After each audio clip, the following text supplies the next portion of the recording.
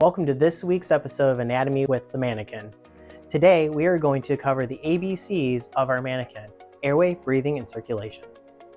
As we explore the ABCs of how we approach and assess a normal patient, we can do the exact same thing with our high-fidelity simulators: airway, breathing, circulation.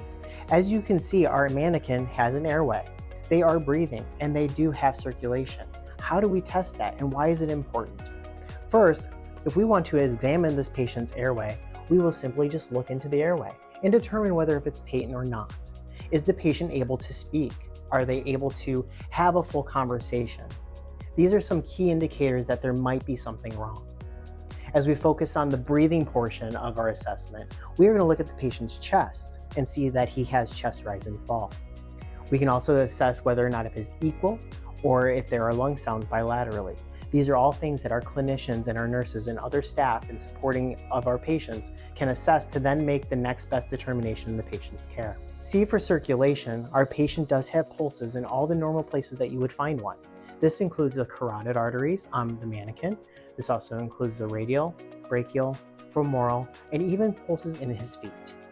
They can be set to a different standard to say whether or not if they are weak, strong, fast, slow, or any other parameters that we would normally find with a physiologic response.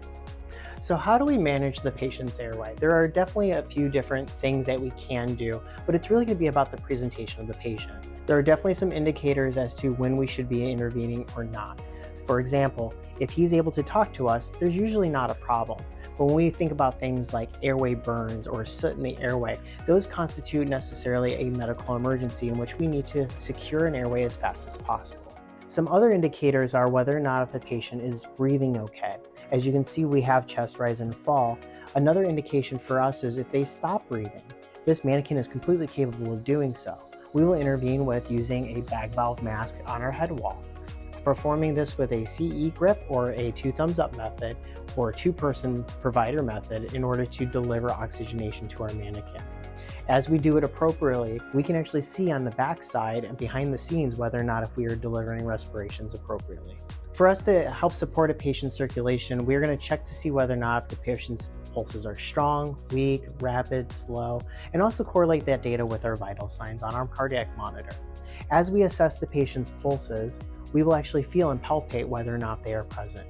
Currently, the patient is alive with a pulse. Ways that we can actually support improving circulation is by providing things like volume. Different things that we can do include giving IV normal saline, or even blood products if the case calls for it. And we can infuse it into the mannequin, in which all the fluid just drains into a drain bag located underneath the sheets and underneath our mannequin. This helps us protect and provide longevity to the usefulness of our mannequin.